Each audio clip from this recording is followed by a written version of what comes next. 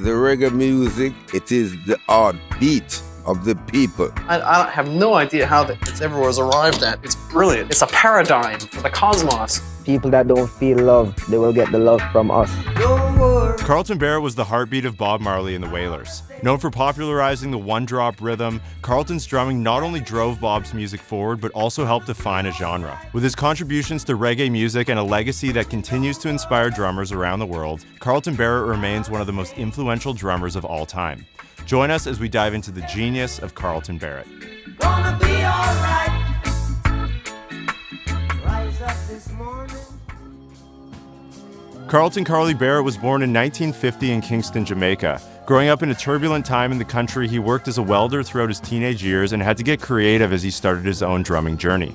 And then my brother now, he get himself some empty paintings, create his own drum set, have his right foot hitting that wood floor. And that's where dub was created, you know. Oh, okay. Drum and the bass, that lock. Along with fellow reggae drummers Sly Dunbar, Leroy Wallace, and Style Scott, Barrett was heavily influenced by Lloyd Knibb of the Scatolites.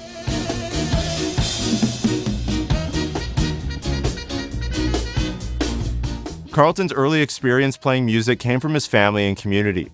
His older brother, Aston Family Man Barrett, was already an established bass player, and the two brothers formed a rhythm section. In 1968, they joined Lloyd Charmer's band, the Hippie Boys, which initially had more of a ska and rocksteady sound.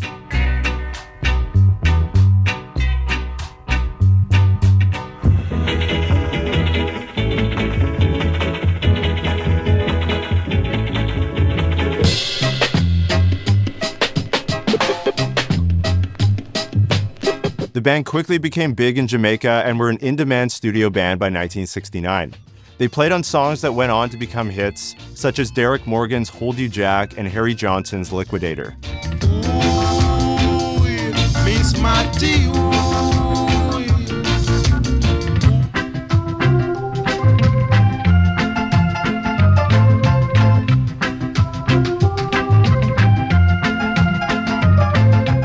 During this time, they also cut their teeth on Stranger Cole's Bangarang, which is said to be one of the earliest recorded reggae tracks.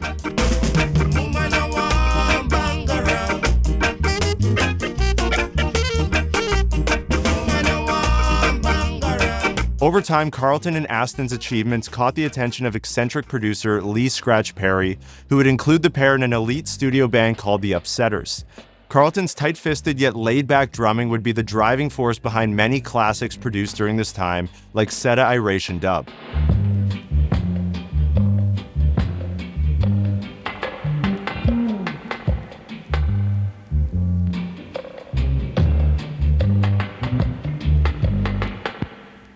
And Return of Django, which would reach number 5 on the UK singles chart in 1969.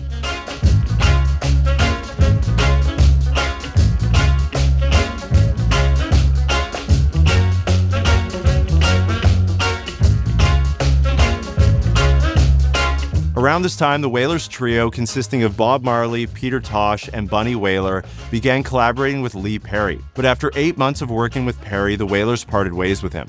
However, Bob was so impressed with the Barrett brothers that he persuaded them to join the band, laying the foundation of their future sound. Reggae has that drop kick on beat 3 of the bar.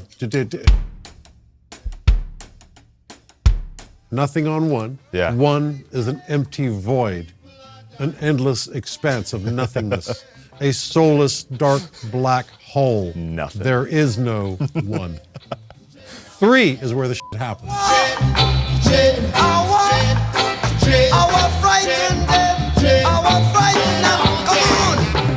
I have no idea how it's ever was arrived at. It's brilliant. It's a paradigm for the cosmos. No one knows for certain where exactly this beat originated, but it's been widely attributed to Carlton, his brother Aston, and Winston Grennan, another prolific drummer from Jamaica. Dropping or removing the bass drum on beat 1 creates a distinct feel, emphasizing the downbeat on count 3. So let me show you one example of a one-drop groove played on the hi-hats.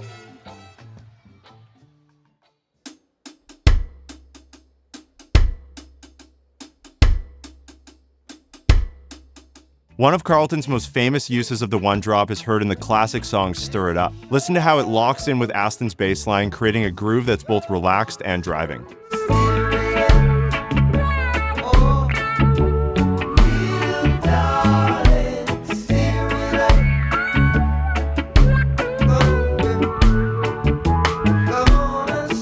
We can also hear Carlton playing a more swung version of this groove in the song No Woman, No Cry.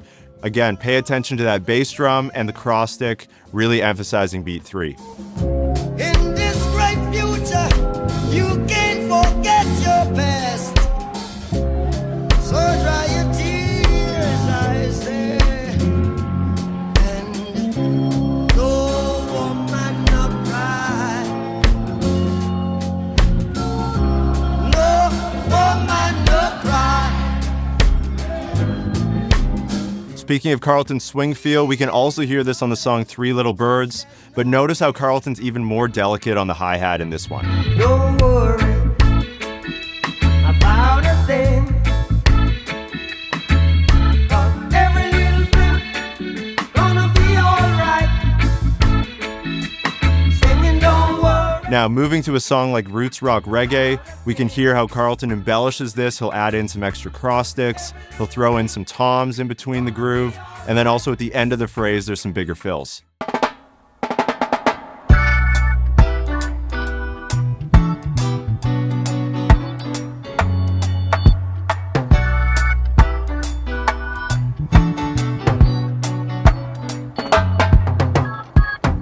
So if you're new to the Drumeo channel and you want to try learning how to play reggae on the kit, we have lots of resources available inside the Drumeo platform. We have full courses that will teach you how to play this style of music and how to get started. And we also have lots of Bob Marley song transcriptions and practice tracks available where you can slow down the parts, you can loop sections, and you can isolate the drums to really get into the details of what Carlton played on those tracks. So you can click the link below, drumeo.com/trial, and you can try Drumeo free for 7 days. Carlton would also use different note values to elevate the one-drop rhythm, making each track unique. For example, he uses 16th notes in Zion Train to add a deeper sense of groove. The Zion train is coming our way.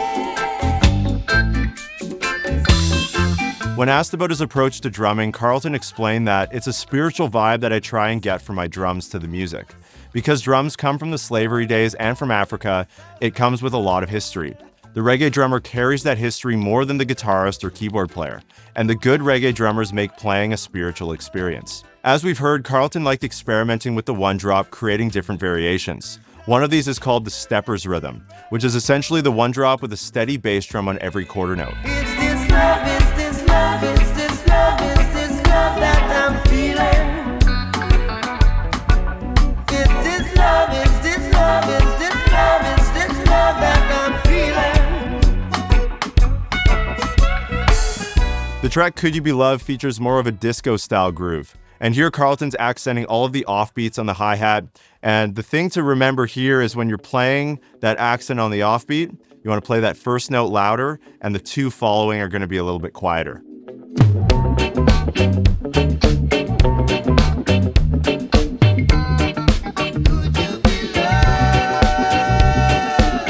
Now, a lot of these drum parts might sound simple at first, but they actually require a lot of finesse and nuance. Stephen Davis, who wrote a biography about Bob Marley, explained that Carlton Barrett, the field marshal, was the force that propelled the Wailers into battle. Carlton laid the foundation for reggae drumming with his varied use of the one drop, and while this was a core feature of Carlton's drumming, there's a lot more to his genius.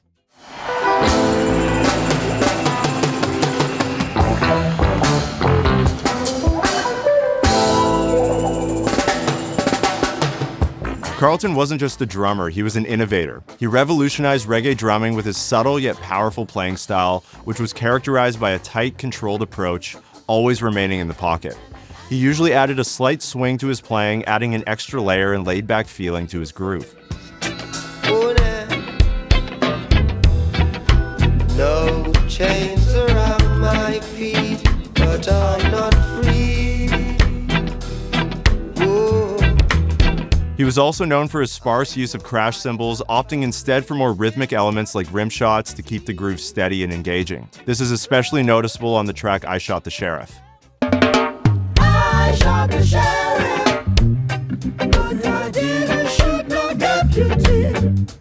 Oh no, oh. I shot the sheriff, but I didn't shoot no deputy. Ooh, ooh, ooh. Yeah. Another thing that stands out in Carlton's drumming is his approach to drum fills, which has since become a staple in reggae drumming. He often employed call and response patterns between the kick drum and the snare, or the snare drum and the toms, adding a layer of interaction within the music. Holy Mount Zion, just see it in Mount Zion. It rules all creation, yeah, where? Another staple of Carlton's drumming was his use of broken triplet snare rolls as heard on Natural Mystic. There's a natural mystic. As well as I Shot the Sheriff, which also features some trademark syncopated bass drum patterns.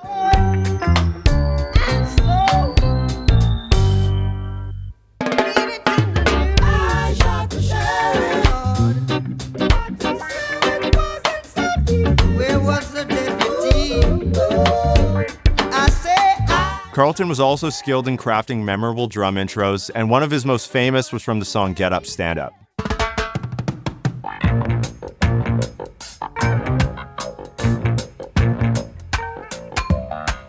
And in the deeper cut, Crazy Bald Head, where he uses a powerful flam and single strokes.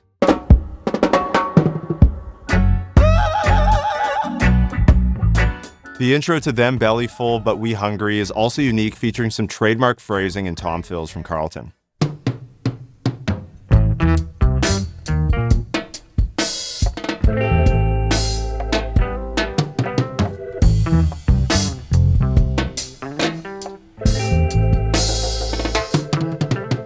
But this next one may be one of the most quintessential reggae intros, which features signature snare rolls and a broken swing 16th note hi-hat pattern from Carlton.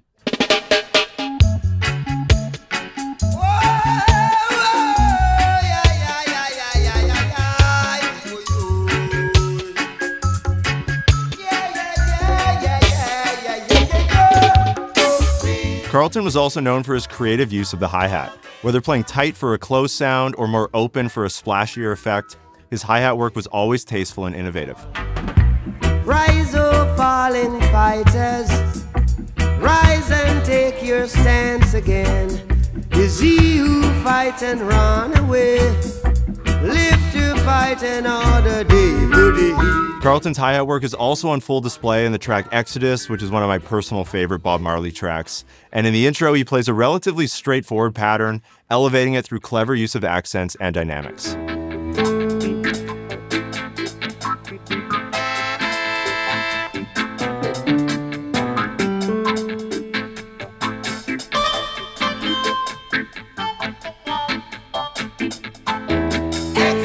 And later in the song, the broken 16th note hi-hat pattern and steady bass drum pulse drive the momentum forward, making it one of the most recognizable grooves in reggae history. Men and people will fight you down. Tell me why. When you see John like, let me tell you, if you're not wrong, then why? Everything is alright. So we gonna walk, alright, through the roads of creation. So I would say of all the demos that you're seeing in this video, Exodus was by far the most difficult. The syncopated hi-hat part, he's playing the 16th notes on the hats that kind of propel the groove forward. There's a really dense cross stick part in there. In the fourth bar, he flips this around where he plays the downbeat and the offbeat on the cross stick and then plays the offbeat 16th notes on the hi-hat, and that kind of flips your sense of equilibrium. There's just so many subtleties, there's so many accents, even just trying to follow along with all the different accents on there and try to make sure you're pulling all of those out. It really gives you a newfound appreciation for drummers like Carlton when you see all of this written out and try to replicate it on the kit. This album in particular is foundational to reggae music's global appeal.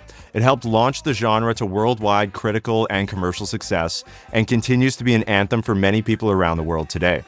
In 1999, Time magazine awarded the album the title of Most Important Album of the 20th Century. They wrote, "Every song is a classic, from the messages of love to the anthems of revolution. But more than that, the album is a political and cultural nexus, drawing inspiration from the Third World and then giving voice to it the world over." The hopeful message in this music speaks to people of all walks of life. And in 1978, at the height of the Civil War in Jamaica, Bob Marley and the Wailers held the One Love Peace concert, showcasing the true power of reggae music. The band united the country, joining the hands of political rivals live on stage, a truly iconic moment in music history.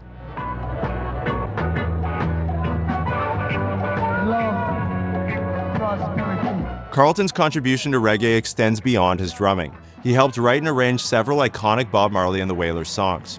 He chose the parts of Haile Selassie's UN speech to include in the lyrics of the song War, shaping the song's powerful message and basic melody. Miss a war that until the basic human rights are equally guaranteed to all without regard to race.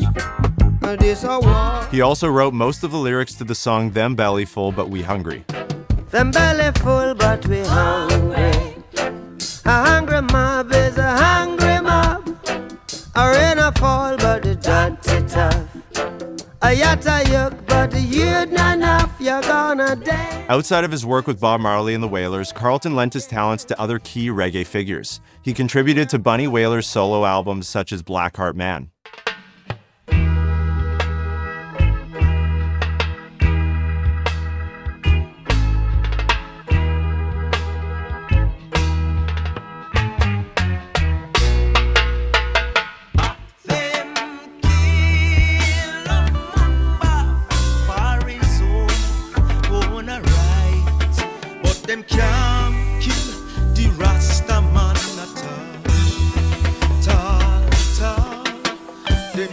And Peter Tosh's Legalize It alongside drummer Carlton Santa Davis, which remains a true reggae classic.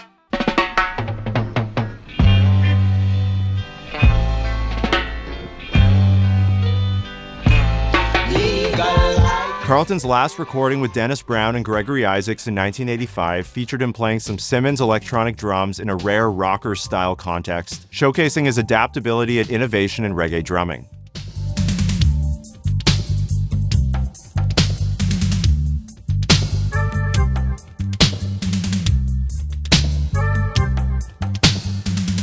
So when it came to preparing for this video, this was a really fun one because we got to build the kit that you see right here. So on the top, we've got 3 concert toms, which are actually double-headed toms, but like Carlton, we just took the bottom head off. Same thing with the bass drum, no front head, no hoop. And over on the far right, we've got 2 smaller toms. This is an 8 and a 10. The cool thing about Carlton and his drum sound is, of course, it's synonymous with the sound of reggae. But listen to the snare sound. It's just cranked and you get that really high-pitched, ringy sound.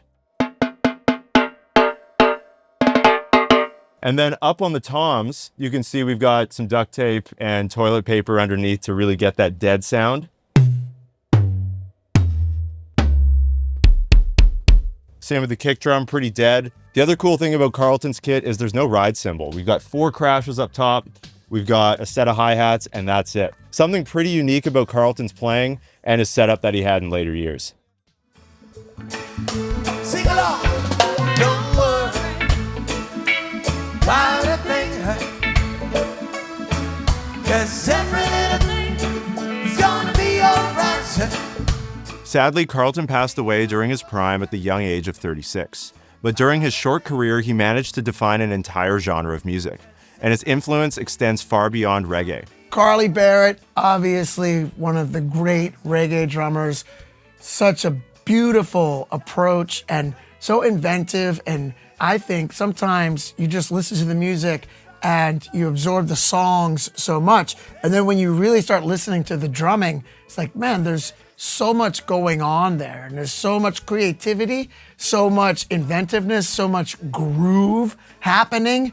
His playing is obviously influential, but also I think not recognized for the sheer brilliance of his playing that he should be recognized for.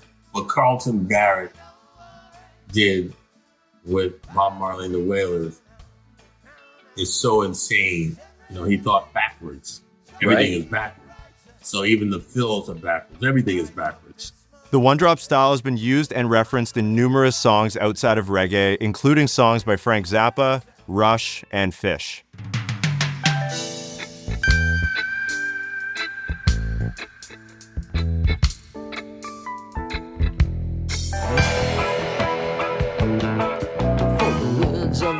words were written on the studio wall. Concert hall.